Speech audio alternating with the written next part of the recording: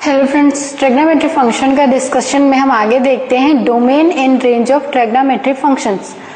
सभी 6 trigonometry functions sin x, cos x, tan x, sec x, cosec x and cot x, in 6 trigonometry functions के domain in range क्या होते हैं वो हम आज की क्लास में देखते हैं।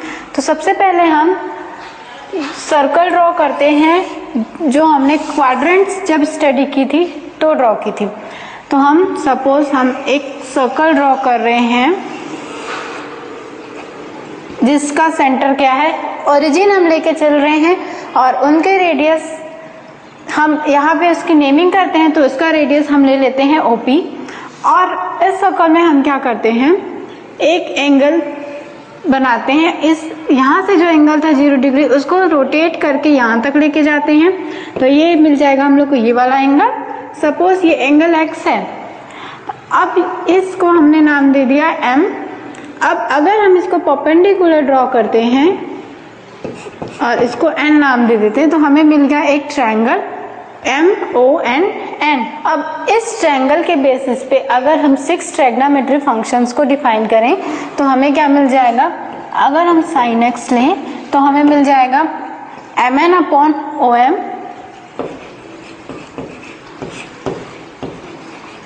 अगर हम cos x डिफाइन करें तो cos x हमें मिल जाएगा ON/OM। वैसे ही अगर हम tan x लें तो tan x हमें मिल जाएगा MN/ON। अगर हम लेते हैं cot x तो हमें cot x मिल जाएगा ON/MN, that is base by perpendicular. And अगर हम sec x लें, sec x हमें क्या मिल जाएगा, hypotenuse by base, and hypotenuse is OM and base is ON। वैसे ही अगर हम cosec x देखें तो cosec x हमें क्या मिल जाएगा, hypotenuse by perpendicular, that is OM by MN। तो इस ट्रायंगल के बेसिस पे हमने सारे ट्रिग्नोमेट्री फंक्शंस को डिफाइन कर लिया। उसके बाद हम लोग देखते हैं कि उसके वैल्यूज, उसके बाद हम लोग देखते हैं डोमेन इन सारे ट्रिग्नोमेट्री फंक्शंस के क्या होंगे। तो डोमेन हमने रिलेशन फंक्शन एंड रिलेशन के चैप्टर में स्टडी की थी। डोमेन क्या होता है, वो परमिशिबल वैल्यू जो हम वैल्यू किसी भी फंक्शन पे लेते हैं। जैसे एक फंक्शन देखते हैं y is equal to sine x, यहाँ पे x की वैल्यू जो हम पुट करेंगे और जो वैल्यू यहाँ पे डिफाइंड होगी वो उस वैल्यू को हम क्या बोलेंगे, इस फंक्शन का डोमेन बोलेंगे। और उसके अकॉर्डिंग हमें जो वैल्यू y की मिलेगी उसको हम उसका रेंज बोलेंगे। मतलब यहाँ से हमको पता चलता है कि रेंज क्या होगा और यहाँ पे x की जो भी परमिशिबल वैल्यू होती है उससे हम लोग को क्या मिलता है कि इस इक्वेशन का डोमेन क्या होगा। अब यहाँ पे नंबर्स तो बहुत सारे होते हैं, इमेजिनरी होते हैं, रियल होते हैं, होल नंबर होते हैं, नेचुरल नंबर होते हैं। तो कौन से नंबर्स हम इसके डोमेन में लेंगे, उसके लिए हम क्या करते हैं, एक सर्कल ड्रॉ करते हैं और इसके टेंजेंट में एक नंबर लाइन लेते हैं। सपोज ये M है, ये N है, इस पॉइंट को हम लेते हैं O और ये इसका सेंटर है, हमने सेंटर से इसको मिला दिया। अगर ये पॉइंट है A तो AO क्या शो करेगा, इस सर्कल का रेडियस शो करेगा। अगर OM पॉजिटिव डायरेक्शन पे है और ON नेगेटिव डायरेक्शन शो कर रहा है तो अगर हम क्या करें, पॉजिटिव एक्सिस को जो OM साइड है उसको एंटी क्लॉकवाइज डायरेक्शन पे रोटेट करेंगे। तो जब हम इसको रोटेट करेंगे तो ये ऐसा कुछ रोटेट होगा। अब जब ये इस डायरेक्शन पे रोटेट हुआ तो यहाँ पे देखिए ये वाला आर्क ये बना रहा है, ये इसका स्टार्टिंग पॉइंट था और जब हमने इसको रोटेट कर दिया तो ये इसका एंडिंग पॉइंट मिल रहा है। अब यहाँ से अगर हम इस पॉइंट को मिला दें तो देखिए ये सेंटर पे एक एंगल बना रहा है। अब सेंटर पे ये वाला एंगल मिला। मैंने आपको बताया है कि यहाँ पे हम जो x ले रहे हैं वो किस पे ले रहे हैं, रेडियन पे, और यहाँ पे भी जो हमें एंगल मिलेगा रेडियन में मिलेगा। और ये हमने नंबर लाइन लिया था तो इससे हम क्या प्रूफ कर सकते हैं कि नंबर लाइन और रेडियन एंगल के बीच में एक रिलेशन होता है। ऐसे ही अगर हम नेगेटिव एक्सिस को, जो इसका नेगेटिव डायरेक्शन है ON, उसको कुछ ऐसा रोटेट कर दें क्लॉकवाइज डायरेक्शन पे तो यहाँ पे भी अगर इसके एंडिंग पॉइंट से हम इसको मिला दें तो यहाँ पे भी एक एंगल बनेगा ये वाला जो आर्क बन रहा है यहाँ से लेके यहाँ तक, ये भी सेंटर पे एक एंगल बनाएगा और ये एंगल भी रेडियन पे होगा और ये क्या है, नेगेटिव डायरेक्शन है। मतलब हम क्या बोल सकते हैं कि जो एंगल रेडियन में बन रहा है वो पॉजिटिव नंबर लाइन के थ्रू भी बन रहा है और नेगेटिव नंबर लाइन के थ्रू भी बन रहा है। तो ऐसा कौन सा नंबर सिस्टम होता है जिसपे पॉजिटिव भी हो और नेगेटिव भी हो? तो हमें पता है कि वो क्या होता है, रियल नंबर। अब रियल नंबर में क्या होता है, पॉजिटिव नंबर्स भी होते हैं, नेगेटिव नंबर्स भी होते हैं और साथ ही उसमें क्या होता है, फ्रैक्शंस भी होते हैं, ओके, और रूट स्क्वायर के अंदर भी नंबर होते हैं। बट रियल नंबर में कौन सा नहीं होता, अनरियल नंबर हम इसमें नहीं ले सकते। हमको क्या लेना है, सिर्फ रियल नंबर जो क्या हो, फ्रैक्शंस में वैल्यू दे या फिर रूट के अंदर कुछ पॉजिटिव वैल्यू देंगे या नेगेटिव वैल्यू दे और साथ में पॉजिटिव वैल्यू दे। तो ये सारी प्रॉपर्टीज होती है रियल नंबर की। तो हम क्या बोलेंगे, इस सेंटर पे जो एंगल मिलेगा उसके बीच और रियल नंबर लाइन के बीच में एक रिलेशन होता है। सेंटर का एंगल रेडियन में है, मतलब अगर हम वैल्यूज पुट करेंगे किसी भी एंगल की तो हम कौन सा नंबर लेंगे, रियल नंबर लेंगे, ओके। मतलब इसका डोमेन हम क्या बोल सकते हैं, रियल नंबर होगा। अब रियल नंबर हम बोल रहे हैं तो इसका जरूरी तो नहीं हम सारे नंबर्स ले लेंगे इसके डोमेन में। तो कौन से नंबर हम नहीं लेंगे इसके डोमेन के लिए, वो देखिए, यहाँ से देखिए, ये नंबर क्या है, रूट स्क्वायर -3। अगर हम इसको डिफाइन करें तो हम माइनस को हटा के हम यहाँ पे लिख सकते हैं इसको √3i। ये क्या शो करता है, ये शो करता है इमेजिनरी पार्ट्स, और रियल नंबर पे इमेजिनरी पार्ट्स एग्जिस्ट नहीं करते। रियल नंबर फ्रैक्शन में होते हैं, रूट स्क्वायर के अंदर पॉजिटिव नंबर्स होते हैं, रियल नंबर नेगेटिव नंबर्स होते हैं, रियल नंबर पॉजिटिव नंबर्स होते हैं, but real number imaginary numbers नहीं होते। तो जब भी हम इसका डोमेन लिखेंगे तो डोमेन हम इसके इमेजिनरी नंबर्स को नहीं ले सकते। तो हम क्या लिखते हैं, domain of all trigonometry function कैसा है, बिलोंग्स टू रियल नंबर। और ये क्या नहीं है, अनरियल नंबर नहीं है। अनरियल नंबर को हम और क्या बोलते हैं, इमेजिनरी नंबर।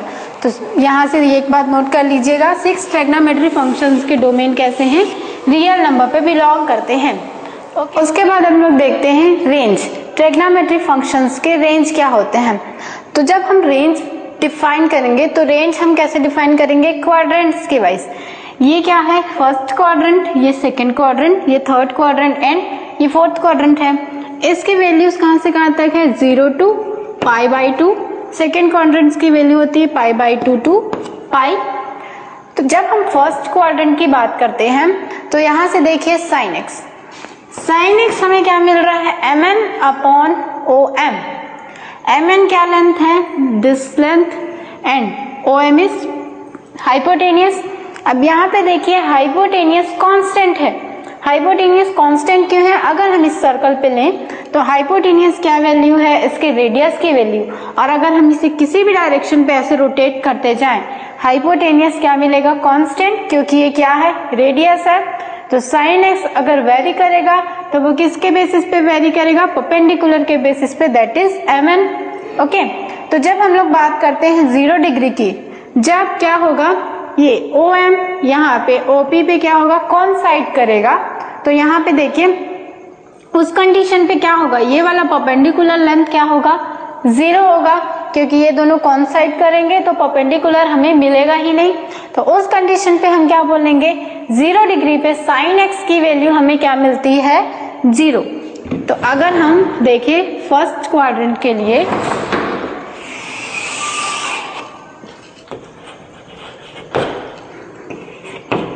अगर हम sin x देखें तो sin x कहां से कहां वेरी करेगा, 0 to, अगर हम इसका लेंथ अब धीरे धीरे बढ़ाते जाएं तो धीरे धीरे जैसे जैसे हम इसकी लेंथ बढ़ाएंगे, मैंने आपको पिछली क्लास में बताया था, जैसे जैसे एंगल बढ़ाते जाएंगे तो हमें क्या मिलती जाती है, परपेंडिकुलर की वैल्यू भी बढ़ती हुई मिलती है। तो जब हम यहाँ पे हैं तो हमें ये वाला लेंथ मिल जाएगा परपेंडिकुलर का। जब हम ऐसे बढ़ते गए फिर हम कहाँ पहुंच गए, π/2 पे। तो π/2 पे mn किसके इक्वल हो जाएगा, रेडियस के इक्वल हो जाएगा। मतलब हमें हाइपोटेनियस और परपेंडिकुलर दोनों क्या मिल जाएंगे, इक्वल मिल जाएंगे। तो जब हम पाई बाई 2 पे पहुंचते हैं तो हमें साइन एक्स की वैल्यू क्या मिलती है 1, क्योंकि परपेंडिकुलर एंड हाइपोटेनियस इक्वल हैं। तो अगर हम रेंज देखें फर्स्ट क्वाड्रेंट में साइन एक्स के लिए तो हमें कहां से कहां तक मिल रही है 0 to 90 में साइन एक्स वेरी कर रहा है 0 to 1। तो हम क्या बोल सकते हैं साइन एक्स की वैल्यू क्या हो रही है इंक्रीज हो रही है 0 to 1 in first quadrant. Okay, उसके बाद हम लोग देखते हैं कॉस एक्स के लिए। तो कॉस एक्स पे देखिए जब हम बात करते हैं 0 डिग्री की, जब क्या होगा OM कौन साइड करेगा OP को, तो उस कंडीशन पे अब बताइए cos x क्या है बेस बाय हाइपोटेनियस। जब OM OP पे होगा तो इसका हाइपोटेनियस तो सेम रहेगा OM, क्योंकि ये रेडियस की वैल्यू है। अब यहाँ से बेस हमें क्या मिल जाएगा, जब यहाँ पे ये कॉन्साइड करेगा तो ये वाला लेंथ हमें नहीं मिलेगा। तो इस कंडीशन के लिए जब ये यहाँ पे होगा तो बेस भी किसके में इक्वल मिल जाएगा, हमें OP के इक्वल मिल जाएगा, मतलब हाइपोटेनियस एंड बेस दोनों इक्वल मिलेंगे। तो कॉस की वैल्यू 0 डिग्री पे हमें क्या मिल जाएगी 1। अब जैसे जैसे हम एंगल बढ़ाते जाएंगे बेस क्या होते जाएगा कम होते जाएगा, और जब हम यहाँ पे पहुंचेंगे 90 डिग्री पे या पाई बाई 2 रेडियन पे तो उस कंडीशन में बेस क्या हो जाएगा 0 हो जाएगा, क्योंकि परपेंडिकुलर यहाँ पहुंच जाएगा। और ये कौन सा एक्सिस है y एक्सिस शो कर रहा है, और y एक्सिस पे हमें पता है x की वैल्यू क्या होती है 0 होती है। और यहाँ से देखिए बेस किसकी वैल्यू को शो कर रहा है x एक्सिस की वैल्यू को। तो ऐसे भी हम बोल सकते हैं कि जब हम 90 डिग्री पे जाएंगे या फिर कहें पाई बाई 2 रेडियन पे जाएंगे तो बेस की वैल्यू हमें क्या मिल जाएगी 0 मिल जाएगी, इसलिए cos x हमें क्या मिल जाएगा 0 मिल जाएगा। तो cos x के लिए हम क्या लिख सकते हैं कि cos x क्या हो रहा है डिक्रीज हो रहा है, कहां से कहां तक 1 to 0 तक। ओके, ये समझ में आया आपको। इसके बाद हम लोग देखते हैं tan x के लिए। तो यहां से देखिए tan x हमें क्या मिल रहा है mn upon on, that is perpendicular by base. अब परपेंडिकुलर बाय बेस है तो ये क्या होगा, अगर हम परपेंडिकुलर के हिसाब से इसको वेरी करेंगे तो जैसे जैसे परपेंडिकुलर बढ़ता जाएगा तो tan x क्या मिलेगा बढ़ता हुआ, और अगर ये बढ़ता हुआ मिलेगा तो tan x क्या मिलेगा हमें कम होता हुआ मिलेगा, क्योंकि वो कैसा है बेस के इनवर्सली प्रोपोर्शनल है। और जब इक्वल कब मिलेगा, जब हमें tan x की वैल्यू कब 1 कब मिलेगी, जब परपेंडिकुलर एंड बेस दोनों कैसे होंगे इक्वल होंगे। तो जब हम देखते हैं 0 डिग्री के लिए तो 0 डिग्री में क्या है परपेंडिकुलर की वैल्यू 0 है और बेस की वैल्यू क्या है मैक्सिमम, और tan x क्या है परपेंडिकुलर बाय बेस। तो हम क्या बोल सकते हैं कि अगर हम देखिए 0/1, अगर हम लेते हैं कि ये मैक्सिमम वैल्यू 1 है बेस की तो 0/1 ये हमें क्या मिल जाएगा 0। और जब हम देखते हैं पहुंचते हैं 90 डिग्री पे तो 90 डिग्री पे हमें क्या मिलेगा परपेंडिकुलर की वैल्यू मैक्सिमम मिलेगी और बेस की वैल्यू क्या मिल जाएगी 0। तो अगर हम मैक्सिमम वैल्यू 1 लेके चलते हैं तो 1/0 मिल जाएगा, या हम क्या कहें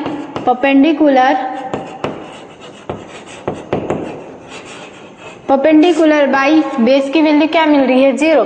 तो हमें पता है कि किसी के भी डिवाइड में अगर 0 होता है तो हम क्या बोलते हैं वो वैल्यू नॉट डिफाइंड है, या फिर हम क्या बोलते हैं उस वैल्यू को इन्फिनिटी। तो हम क्या बोल सकते हैं 0 to इन्फिनिटी जा रहा है, मतलब tan x कैसा हो रहा है इंक्रीज हो रहा है, कहां से कहां तक में 0 to पाई बाई रेडियन में tan x इंक्रीज हो रहा है 0 to इन्फिनिटी वैल्यू तक। इसके आगे हम लोग देखते हैं cot x के लिए।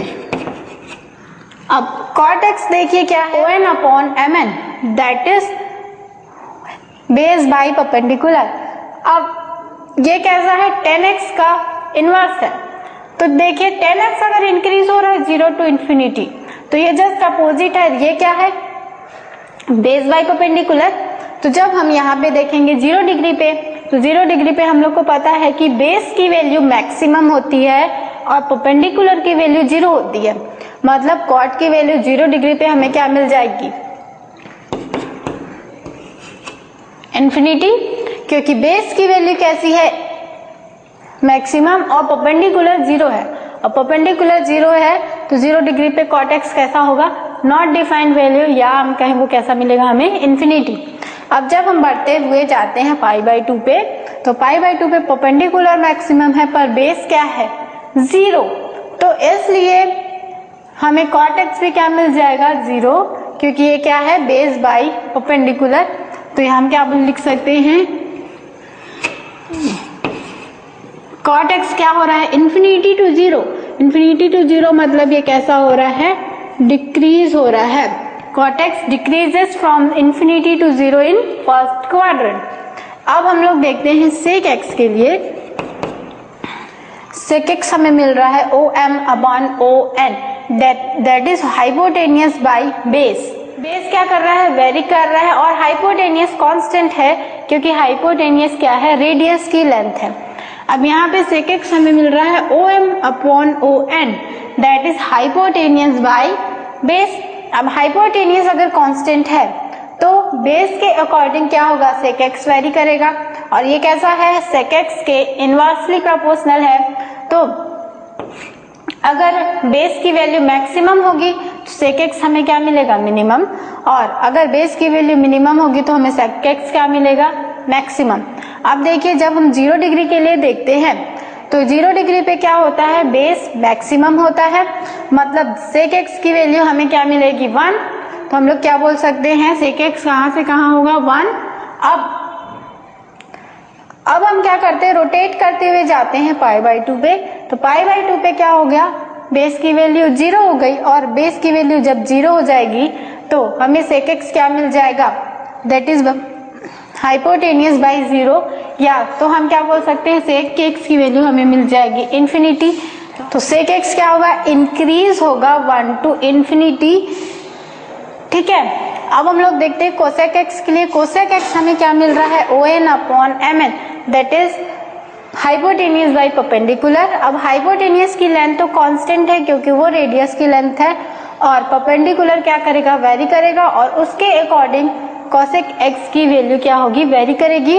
तो जब हम लोग देखते हैं 0 डिग्री के लिए तो 0 डिग्री पे क्या है परपेंडिकुलर की वैल्यू 0 है, तो उस कंडीशन पे हमें कोसेक एक्स क्या मिल जाएगा इन्फिनिटी। और जब हम लोग पहुंचते हैं पाई बाई 2 पे तो पाई बाई 2 पे परपेंडिकुलर की लेंथ हाइपोटेनियस लेंथ के इक्वल होती है, तो हमें कोसेक एक्स की वैल्यू क्या मिल जाएगी 1। तो हम लोग क्या बोल सकते हैं कोसेक एक्स इन्फिनिटी टू 1 में क्या हो रहा है डिक्रीज हो रहा है। ओके, तो ये हो गया 6 ट्रिग्नोमेट्रिक फंक्शंस की वैल्यू, उनके रेंज इन फर्स्ट क्वाड्रेंट। साइन एक्स की रेंज है, साइन एक्स कैसा है इंक्रीज हो रहा है 0 to 1, कॉस एक्स डिक्रीज हो रहा है 1 to 0, टेन एक्स कैसा है इंक्रीज हो रहा है 0 to इन्फिनिटी तक, एंड कॉट एक्स डिक्रीज हो रहा है इन्फिनिटी टू 0 में। सेक एक्स देखिए तो सेक एक्स इंक्रीज हो रहा है 1 to infinity and cosec x क्या है डिक्रीज हो रहा है इन्फिनिटी टू 1। ऐसे ही हम सारे क्वाड्रेंट्स के लिए वैल्यू डिफाइन कर सकते हैं। अब हम लोग देखते हैं सेकेंड क्वाड्रेंट के लिए that is pi by 2 to pi. अब सेकेंड क्वाड्रेंट में देखिए साइन एक्स की वैल्यू एंड कोसेक एक्स की वैल्यू पॉजिटिव होती है और बाकी 4 trigonometric function that is cos x, sec x, tan x and cot x कैसे मिलते हैं हमें नेगेटिव मिलते हैं बिकॉज ऑफ द बेस। अब हम देखते हैं सेकेंड क्वाड्रेंट के लिए पहले साइन एक्स की वैल्यू।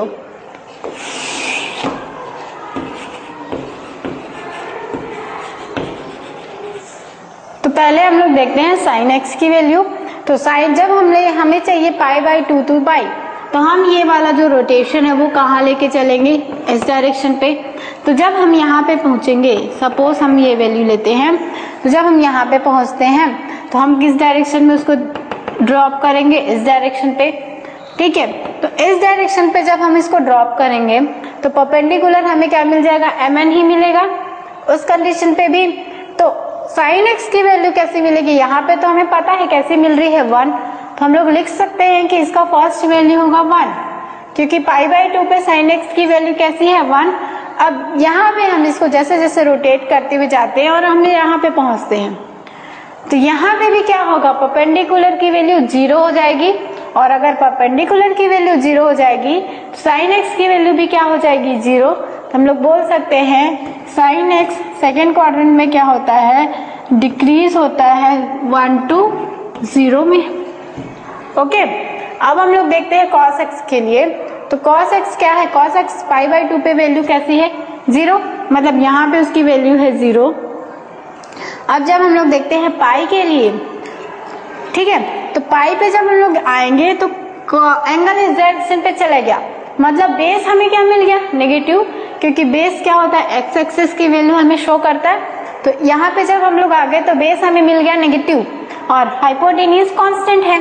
तो जैसे जैसे हम यहाँ पे रोटेट करेंगे, जब हम पहुंचेंगे यहाँ पे तो हमें बेस क्या मिलेगा, मैक्सिमम वैल्यू दैट इज 1, और हम कहें हाइपोटेनियस के equal but negative in sine, क्योंकि हाइपोटेनियस तो पॉजिटिव है और बेस की लेंथ यहाँ पे जब हम लोग देखेंगे तो हाइपोटेनियस के इक्वल होगी, बस उसका साइन क्या होगा नेगेटिव। तो यहाँ से हम लोग देखेंगे तो cos x की वैल्यू हमें क्या मिल जाएगी -1। तो हम क्या बोल सकते हैं cos x भी कैसा होगा, डिक्रीज होगा, कहाँ से कहाँ तक 0 to -1 तक। ओके, तो यहाँ से हम क्या बोल सकते हैं कि सेकेंड क्वाड्रेंट पे sin x and cos x दोनों क्या हो रहे हैं, डिक्रीज हो रहे हैं। sin x डिक्रीज हो रहा है 1 to 0 and cos x decrease हो रहा है 0 to -1, पर दोनों कैसे हो रहे हैं, डिक्रीज हो रहे हैं। थर्ड हम लोग बात करते हैं third trigonometry function that is 10x की। अब 10x क्या है, परपेंडिकुलर बाय बेस। अब जब हम लोग सेकेंड क्वाड्रेंट पे जाते हैं तो पाई बाई 2 की वैल्यू हमें पता है कितनी है, infinity, that is 10 pi by 2। अब अगर हम थोड़ा सा इस डायरेक्शन पे आए और यहाँ पे ड्रॉ करें तो ये भी किसके इक्वल है, हम इसको अगर ऐसे माइनर डिस्टेंस को हम क्या लेंगे, इक्वल लेंगे पाई बाई 2 एंगल पे के। अगर हम लोग बात करें पाई बाई 2 है, अगर हम डिग्रीज में देखें तो ये हमें मिलेगा 90, अगर हम 91 ले 92 ले तो इतने माइनर डिस्टेंस को हम क्या लेके चलते हैं, पाई बाई 2 ही लेके चलते हैं। और हम बात कर रहे हैं सेकेंड क्वाड्रेंट पे, और सेकेंड क्वाड्रेंट पे क्या होता है, 10x नेगेटिव होता है क्योंकि बेस नेगेटिव मिलता है हमें। तो अगर हम इस लेंथ पे आते हैं ये वाला, तो यहाँ पे हमें 10 क्या मिल जाएगा, -इन्फिनिटी, क्योंकि ये लेंथ भी क्या है, यहाँ पे भी हमें बेस नहीं मिलेगा, बेस क्या मिलेगा 0 मिलेगा। तो क्योंकि देखिए यहाँ पे अगर हम इसको परपेंडिकुलर से ड्रॉप भी करते हैं तो इसकी क्या मिलेगी, बहुत ही माइनर लेंथ मिलेगी, जिसको हम क्या लेंगे, बेस की वैल्यू 0 लेके चलेंगे। इसलिए हम क्या बोलेंगे कि अगर हम थोड़ा सा एंगल बढ़ा दें पाई बाई 2 से तो हमें क्या मिल गया, 10 की वैल्यू -इन्फिनिटी। माइनस क्यों ले रहे हैं, क्योंकि बेस नेगेटिव है और सेकेंड क्वाड्रेंट पे 10x हमें नेगेटिव मिलता है, तो यहाँ पे हमें मिल जाएगा -इन्फिनिटी। अब हम इसको रोटेट करते हुए जब हम लोग लाएंगे और पाई बाई 2 पे पहुंचेंगे तो पाई बाई 2 पे बेस हमें क्या मिल जाएगा, मैक्सिमम, बट जब हम पाई बाई 2 पे आएंगे तो हमें परपेंडिकुलर क्या मिलेगा 0, तो हमें 10x की वैल्यू क्या मिल जाएगी 0। तो 10x कहाँ से कहाँ वेरी कर रहा है, -इन्फिनिटी टू 0, और -इन्फिनिटी टू 0 को हम लोग क्या बोलेंगे, इंक्रीज।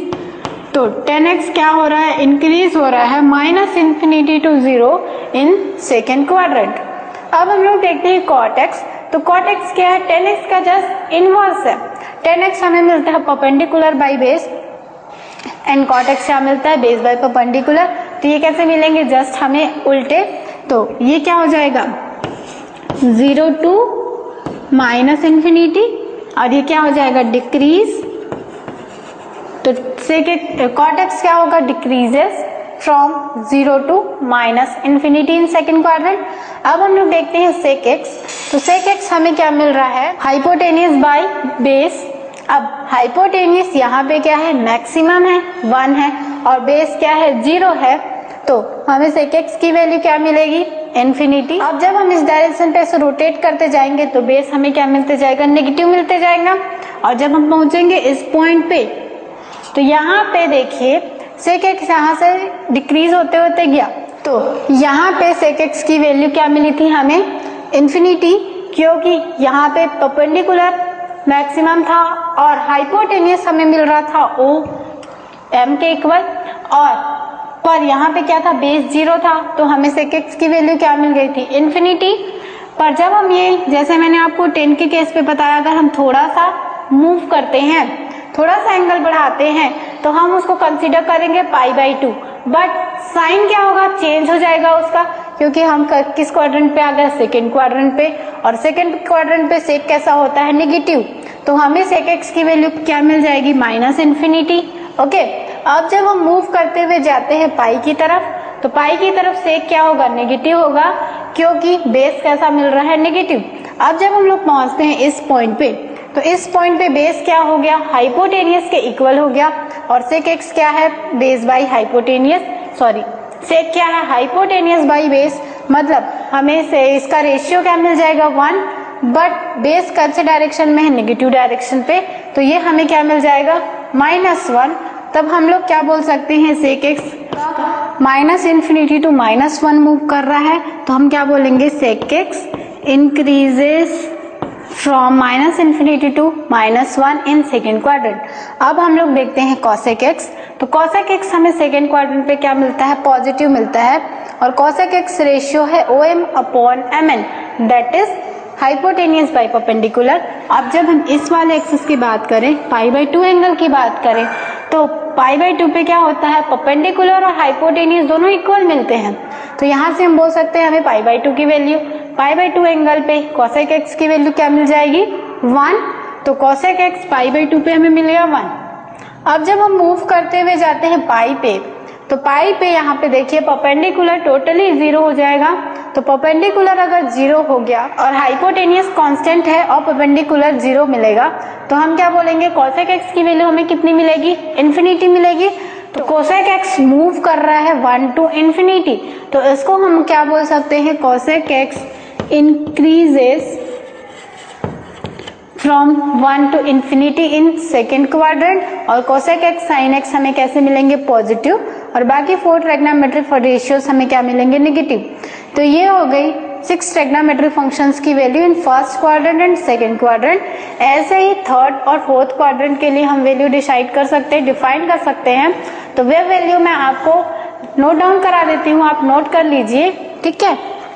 तो जब हम लोग वैल्यू देखते हैं थर्ड क्वाड्रेंट की, तो थर्ड क्वाड्रेंट पे साइन एक्स क्या हो रहा है, डिक्रीज हो रहा है 0 टू -1, एंड कॉस एक्स क्या हो रहा है, इंक्रीज हो रहा है -1 टू 0। अब बात करते हैं हम अगर tan x की, तो tan x increases from 0 to infinity, and cot x decreases from infinity to 0, और sec x देखें तो sec x क्या हो रहा है, डिक्रीज हो रहा है -1 टू -इन्फिनिटी, और cosec x क्या हो रहा है, इंक्रीज हो रहा है -∞ टू -1।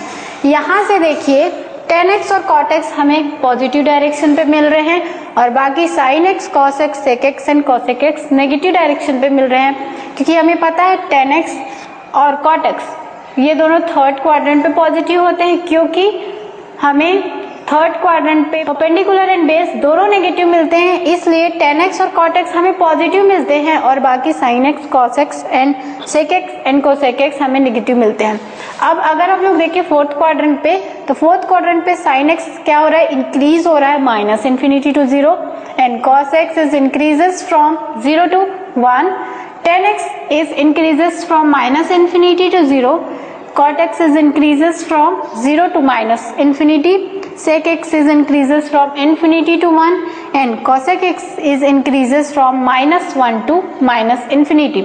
तो यहाँ से देखिए हमें यहाँ पे cos x and sec x ये दोनों पॉजिटिव मिल रहे हैं, क्योंकि फोर्थ क्वाड्रेंट पे हमें बेस पॉजिटिव मिलता है, और जिसके कारण बेस के ratio that is cos x and sec x positive मिलते हैं, क्योंकि परपेंडिकुलर हर केस में क्या होता है, पॉजिटिव होता है, और sin x, tan x, cot x and cosec x ये सब क्या मिलते हैं, हमें नेगेटिव मिलते हैं, क्योंकि इनके रेशियो में हमें परपेंडिकुलर भी मिलता है, और परपेंडिकुलर फोर्थ क्वाड्रेंट पे क्या होता है, नेगेटिव होता है। तो ये होगा सारे 6 ट्रिग्नोमेट्रिक फंक्शंस के डोमेन एंड रेंज। इनकी वैल्यूज के बेसिस पे हम क्या करते हैं, इनके ग्राफ ड्रॉ करते हैं। तो जब हम ड्रॉ करेंगे सारे ट्रिग्नोमेट्रिक फंक्शंस के ग्राफ, तो हम कैसे ड्रॉ करेंगे, उनके क्वाड्रेंट्स के बेसिस पे कि कौन से क्वाड्रेंट में कौन सा ट्रिग्नोमेट्रिक फंक्शन इंक्रीज हो रहा है या डिक्रीज हो रहा है, उसके बेसिस पे हम ग्राफ ड्रॉ करेंगे। सबसे पहले हम लोग देखते हैं साइन एक्स के लिए। तो देखिए फर्स्ट क्वाड्रेंट पे साइन एक्स कैसा है, इंक्रीज हो रहा है 0 to 1, सेकेंड क्वाड्रेंट पे साइन एक्स डिक्रीज हो रहा है 1 to 0, थर्ड क्वाड्रेंट पे देखिए तो साइन एक्स डिक्रीज हो रहा है 0 to -1, एंड फोर्थ क्वाड्रेंट में साइन इंक्रीज हो रहा है -1 to 0। अब इन वैल्यूज के बेसिस पे अगर हम साइन एक्स की ग्राफ ड्रॉ करें, तो देखिए हम सबसे पहले लेते हैं एक्सिस, ये एक्स एक्सिस है, और इस पे हम क्या लेते हैं, एंगल्स लेते हैं जो 4 एंगल्स हमने ड्रॉ की है। तो ये 0 एंगल हो जाएगा, ये वाला एंगल हम ले लेते हैं π/2, ये वाला angle pi, this is 3π/2 and this is 2π। Okay, और ये वाले एक्सिस पे हम लेते हैं उसका मैग्नीट्यूड, जितनी भी उसकी वैल्यू है। सपोज ये वाले वैल्यू को हम लेके चल रहे हैं 1 और इधर साइड हम लोग ले लेते हैं -1। अब इस बेसिस पे जब हम ग्राफ ड्रॉ करेंगे तो यहाँ पे देखिए साइन एक्स 0 डिग्री पे क्या वैल्यू दे रहा है 0।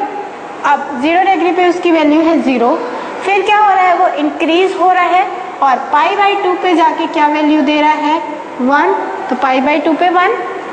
देन अगेन जब हम जाते हैं पाई पे, तो पाई पे क्या हो रहा है वो फिर से 0 हो जा रहा है। तो जब हम पाई पे गए तो वो क्या हो गया 0। तो अब अगर हम इसकी ग्राफ ड्रॉ करें तो हमें कैसा ग्राफ मिल जाएगा, ऐसा। अब अगर हम आगे देखें तो यहाँ पे साइन क्या हो गया, डिक्रीजिंग फंक्शन हो गया।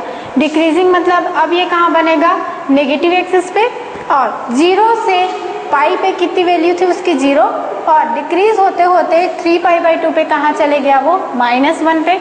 अब 3π/2 पे उसकी वैल्यू क्या है -1, फिर ये कैसा हो गया, ऐसा डिक्रीजिंग। फिर अगेन 2π पे क्या वैल्यू देता है वो 0, तो फिर से कैसा बन जाएगा ये, ऐसा। तो जब sin x की ग्राफ ड्रॉ करेंगे तो हमें मिलेगा ऐसा ग्राफ। और ये कैसा होगा, ये एक सर्कल कंप्लीट हो रहा है। अब अगर एंगल हम बढ़ाते जाएंगे तो ये ऐसे रिपीट होते जाएगा। तो ये हो गई वैल्यू sin x के लिए। ऐसे ही अब हम करते हैं cos x के लिए। तो यहाँ पे अगर हम cos x की वैल्यू ड्रॉ करते हैं तो यहाँ पे देखिए ये वाला एंगल हम लेते हैं 0, ये वाला angle π/2, this is pi, 3π/2 and 2π। अब यहाँ पे देखिए cos x के लिए, cos x कैसा है, फर्स्ट क्वाड्रेंट पे डिक्रीजिंग फंक्शन है एंड ये डिक्रीज हो रहा है 1 to 0। तो अगर हम ये वाला वैल्यू 1 ले लें मैक्सिमम वैल्यू, तो ये क्या हो रहा है, डिक्रीज हो रहा है, और डिक्रीज होते होते π/2 पे क्या हो जा रहा है 0। ठीक है, उसके बाद देखिए सेकेंड क्वाड्रेंट पे 0 से वो कहाँ जा रहा है -1, अगेन कैसा है डिक्रीजिंग। तो अगर फिर से यहाँ 0 के बाद अगर वो डिक्रीज होता है तो वो जाता है नेगेटिव एक्सिस पे, और नेगेटिव एक्सिस पे वो वैल्यू दे रहा है -1, तो पाई पे क्या वैल्यू दे रहा है -1। तो ये ऐसा डिक्रीज हुआ और कहाँ पे गया -1 पे। अब जब 3π/2 पे पहुँचते हैं तो 3π/2 पे वो क्या हो जाता है 0, और फिर फोर्थ क्वाड्रेंट पे क्या हो रहा है 0 से वो इंक्रीज होता है और कहाँ पे जाता है 1 पे। तो यहाँ से देखिए 3π/2 पे वो 0 हो जाएगा एंड देन 2π पे क्या वैल्यू दे रहा है 1। तो सपोज यहाँ पे ग्राफ ड्रॉ होगा तो ये कैसा होगा, ये क्या है, इसका एक सर्कल है।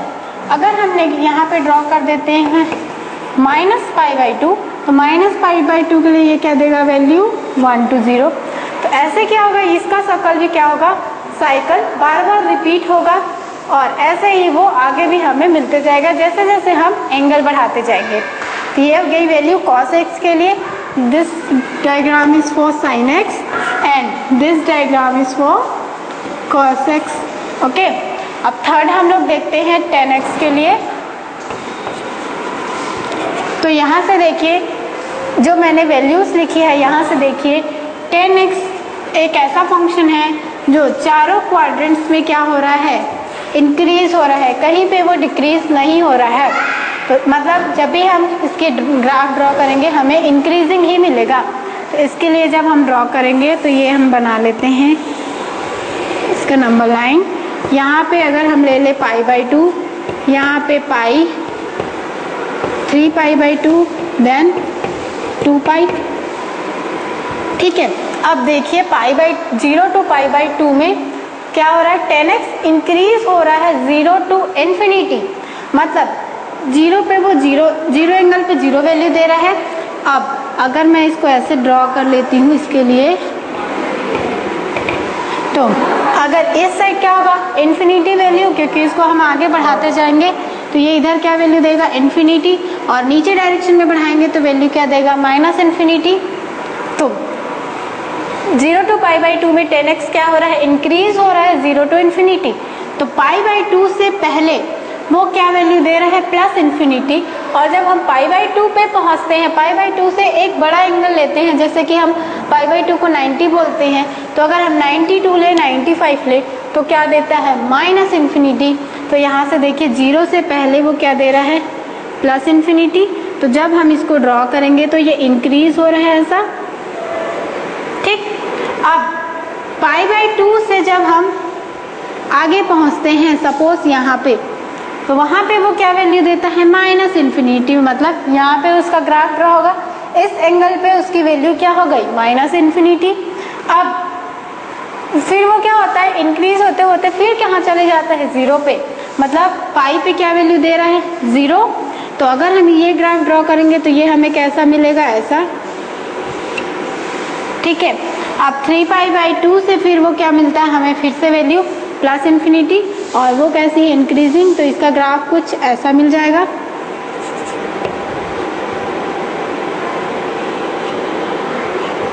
ठीक है। अब 3π/2 के बाद थोड़ा सा बड़ा एंगल देखें तो फिर से वैल्यू क्या मिलेगा हमें, माइनस इन्फिनिटी। और 2π/2 पे क्या वैल्यू देगा, 0। तो अगर हम फिर से उसका ग्राफ ड्रॉ करें तो हमें कैसा मिलेगा, ऐसा। अब अगर हम एंगल बढ़ाते जाएंगे तो हमें कहाँ से मिलेगा, इस डायरेक्शन में एंगल बढ़ता हुआ मिलेगा। तो और अगर नेगेटिव एक्सिस में अगर हम इसको -π/2 ले तो ये हमें कैसा मिलेगा, डिक्रीजिंग। ओके, ये हमें कैसा मिलेगा, इंक्रीजिंग। तो 10x हमेशा इंक्रीज होता है, या तो वो 0 टू इन्फिनिटी तक इंक्रीज होगा, या फिर -इन्फिनिटी टू 0 पे इंक्रीज होगा। पर 10x हमेशा इंक्रीजिंग फंक्शन को शो करता है। इसके बाद हम लोग देखते हैं वैल्यू cot x के लिए। तो cot x जैसे 10x हमेशा इंक्रीज हो रहा है, cot x क्या है, हमेशा डिक्रीज हो रहा है चारों क्वाड्रेंट्स में। तो जब हम ड्रॉ करते हैं cot x के लिए, तो ये नंबर लाइन है, ये इसमें हम एंगल ड्रॉ करेंगे। तो अगर हम ये वाला एंगल π/2 ले, ये angle pi, this is 3π/2 and this is 2π। Okay, तो जब हम ड्रॉ करते हैं, अगर हम इसको ऐसे ड्रॉ कर ले cot x के लिए, अब cot x की वैल्यूज देखिए, cot x क्या हो रहा है, फर्स्ट क्वाड्रेंट पे डिक्रीज हो रहा है इन्फिनिटी टू 0। मतलब वो अप से क्या हो रहा है, डिक्रीज हो रहा है 0 तक।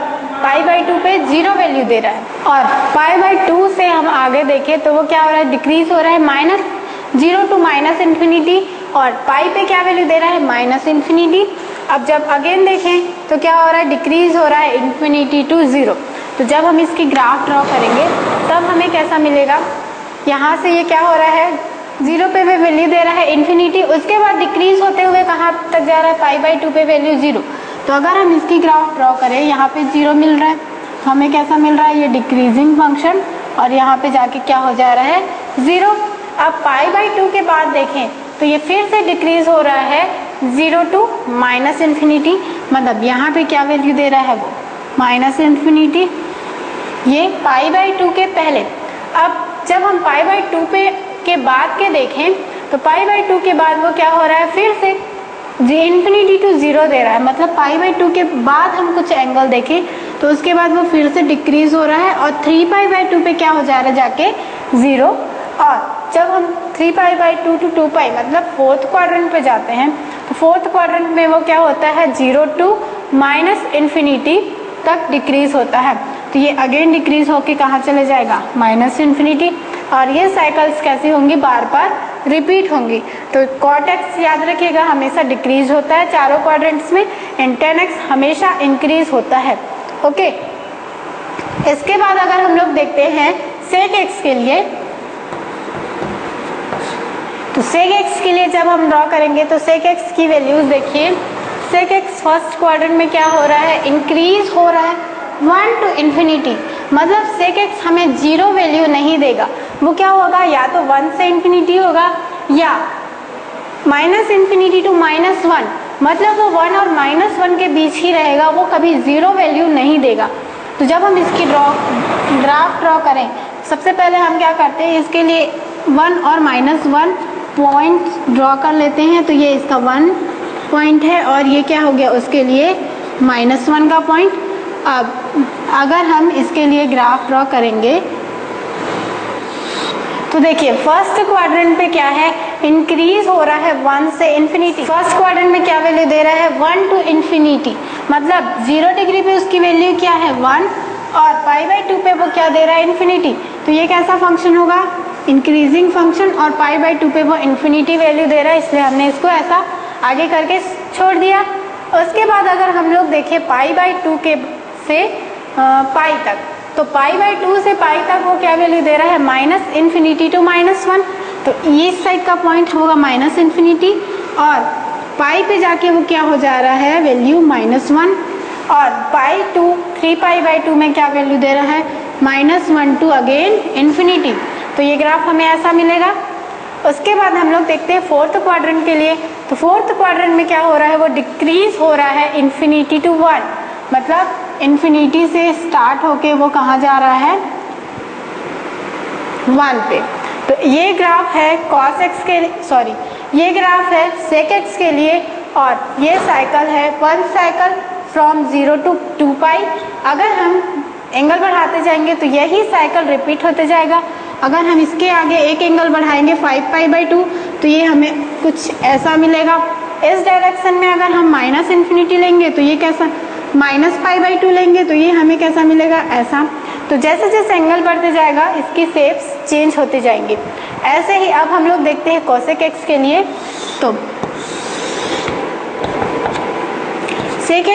cosec x के लिए ग्राफ ड्रॉ करते हैं। cosec x के लिए भी हम क्या कर रहे हैं 1 और -1 पॉइंट क्या कर रहे हैं, इंडिकेट कर ले रहे हैं पहले, क्योंकि ये भी कैसा है 1 टू -1 में ही वेरी करेगा, 0 कभी नहीं होगा। तो जब हम इसके लिए ग्राफ ड्रॉ करेंगे तो सबसे पहले हम लोग देखते हैं इसके लिए वैल्यू फर्स्ट क्वाड्रेंट पे। तो फर्स्ट क्वाड्रेंट पे से cosec x कैसा है, डिक्रीज हो रहा है इन्फिनिटी टू 1, ये डिक्रीजिंग फंक्शन है, और इन्फिनिटी से कहाँ आ रहा है 1, मतलब 90 डिग्री पे क्या वैल्यू दे रहा है 1।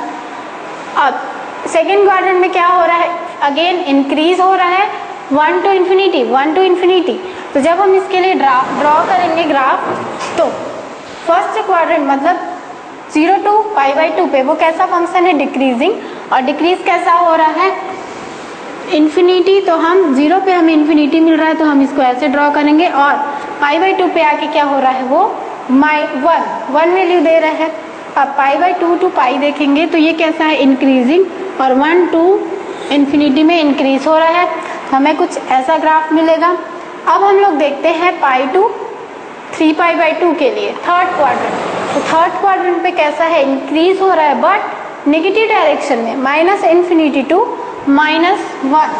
तो नेगेटिव डायरेक्शन पे आ गए हम, और पाई पे क्या वैल्यू दे रहा है, पाई के बाद के एंगल देखेंगे तो ये हमें वैल्यू दे रहा है -इन्फिनिटी, और पाई के पहले के एंगल देखेंगे, पाई से छोटे एंगल, तो ये वैल्यू देगा +इन्फिनिटी।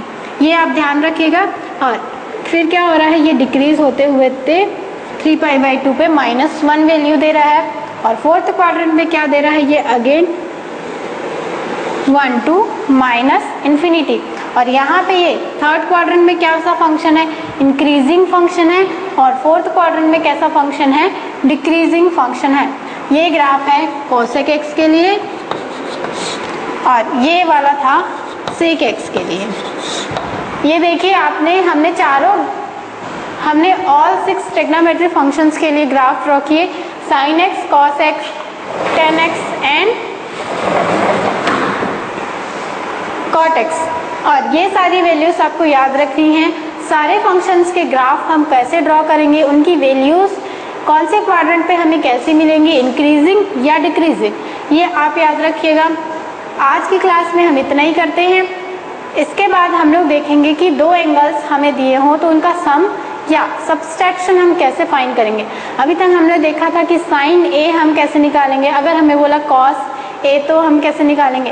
पर अगर हमें दो एंगल दे दिए, जैसे कि सपोज ये वाला एंगल भी दिया हुआ है, ये वाला भी एंगल दिया हुआ है, और इन दोनों एंगल्स के हमें सम निकालने हैं ट्रिग्नोमेट्री फंक्शन के बेसिस पे, तो वो वैल्यूज हम कैसे फाइंड करेंगे वो हम देखेंगे नेक्स्ट क्लास में।